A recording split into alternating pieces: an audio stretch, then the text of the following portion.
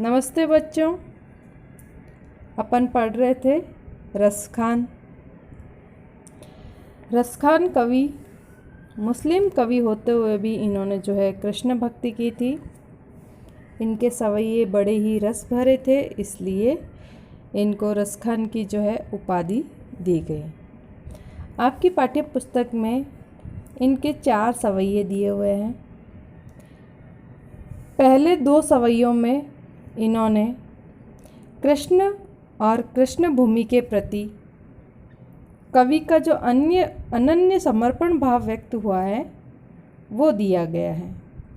तीसरे छंद में कृष्ण के रूप सौंदर्य के प्रति गोपियों की मुग्धता का चित्रण है, जिसमें वह स्वयं जो है श्री कृष्ण का रूप धारण कर लेना चाहती है। और चौथे छंद में कृष्ण की मुरली की धुन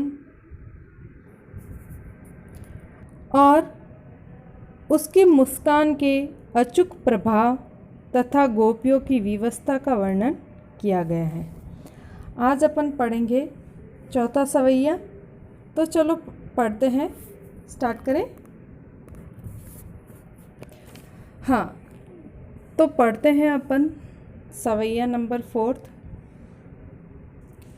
काननी दे अंगूरी रहिबो जब ही मुरली धुनी मंद बजे है। मोहिनी तानन सो रसखानी अटा चढ़ी गोधन गहे तो गहे। तेरी कहो सिगरे ब्रज लोगनी कालही को कितनो समझे है। मायरी वा मुखरी मुस्कानी संभारी न जहे न जहे न जहे। कुछ शब्दार्थ देख लेते हैं पहले। यहाँ पे काननी का अर्थ है कानों में, कानों पर। दे का अर्थ है देना। अंगूरी अंगुली। रहिबो रहेगी। जब ही का अर्थ है जभी भी। मुरली मुरली, इसका अर्थ मुरली ही। धुनी का अर्थ है धुन। मंद धीमी। बजे है बजेगी। यह गोपियाँ कह रही है कि जब भी श्री कृष्ण की मुरली की धुन मंद मंद धुन बजेगी, तब वो अपनी कानों में अंगुली डाल देगी, अंगुली डाल के रखेगी, क्योंकि उस धुन से भी हम बच लेगी या उस धुन के बिना भी हम रह लेगी। श्री कृष्ण की मुरली की धुन जो है वो अत्यंत मधुर और मादक है, परंतु गोपियाँ कहती है कि हम इसके बिना भी रह लेगी। आगे है मोहिनी तानन सो रसखानी। मोहिनी का अर्थ है मन को मोह लेने वाली, मधुर।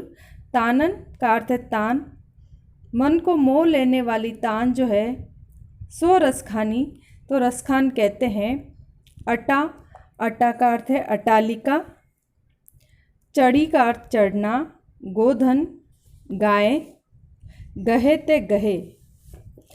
जब श्री कृष्ण अपनी गायों को घेरने के लिए अटारिका पर चढ़ करके मधुर तान में गोधन गाते हैं, तो गोपियाँ कहती है कि हम उससे भी बेअसर रह सकती हैं।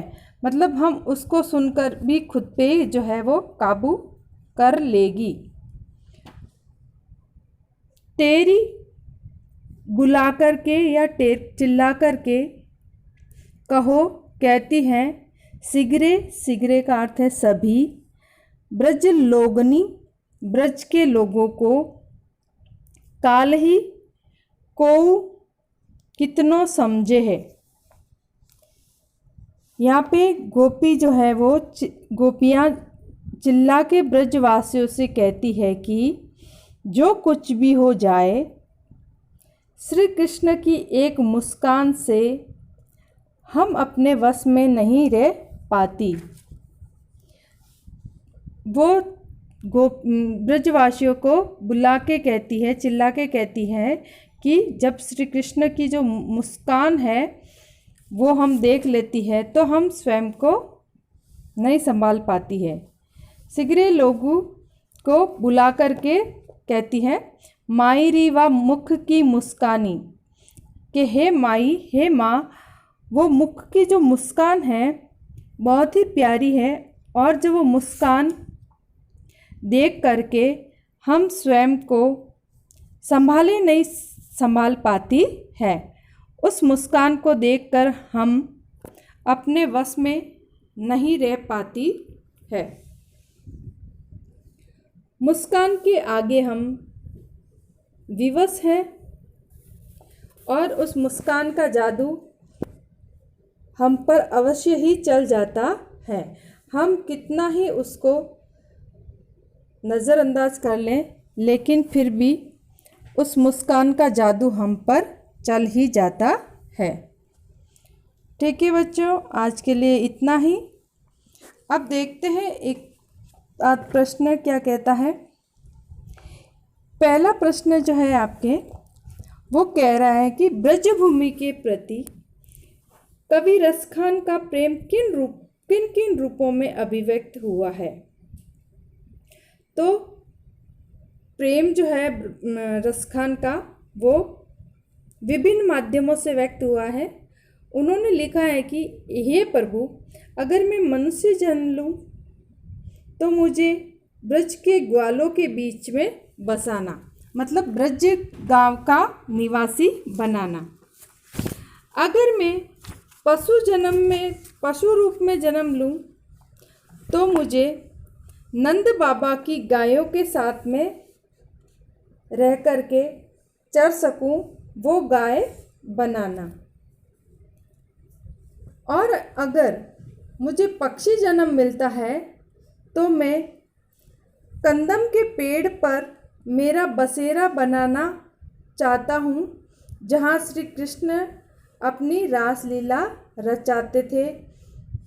और अगर मैं पत्थर बनूं तो मुझे उसी गोवर्धन पर्वत का पत्थर बनाना, जिसको श्री कृष्ण ने इंद्र का घमंड हरने के लिए अपनी अंगुली पर धारण किया था। कवि किसी न किसी रूप से ब्रज से जो है वो जुड़ा रहना चाहता है और वहाँ के वन, बाग, तालाब आदि के सौंदर्य को देखते रहना चाहता है। इससे कवि की ब्रज के प्रति अनन्य भक्ति प्रदर्शित होती है। आगे का प्रश्न, कवि रसखान का ब्रज के वन, बाग और तालाब को निहारने के पीछे क्या कारण है। तो जैसा कि अपन जानते हैं, श्री कृष्ण रसखान जो है श्री कृष्ण के अनन्य भक्त थे, अतः वे श्री कृष्ण से संबंधित प्रत्येक वस्तु से अपना अगाध प्रेम करते हैं और अपने लीला काल में श्री कृष्ण जहाँ कहीं भी गए, जिन वस्तुओं को उन्होंने छुआ था, वे सब रसखान को अत्यंत प्रिय है। कवि उन चीज़ों को देख करके साक्षात कृष्ण का दर्शन उनमें पाते हैं। अतः वे ब्रज जो श्री कृष्ण की लीला भूमि थी, उनसे दूर नहीं रहना चाहते, उससे निहारते रहना चाहते हैं। अब उनका लगाव जो है वो हर समय श्री कृष्ण के चीज़ों के प्रति बना रखना चाहते हैं। ठीक है बच्चों, आज के लिए इतना ही। मिलते हैं आगे। ओके।